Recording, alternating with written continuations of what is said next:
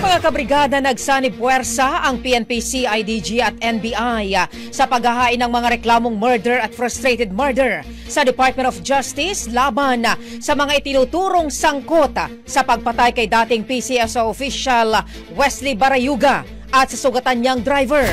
Kabilang sa mga akusado sina dating PCSO General Manager Royina Garma, dating NAPOLCOM Commissioner Edelberto Leonardo at 5 iba pa.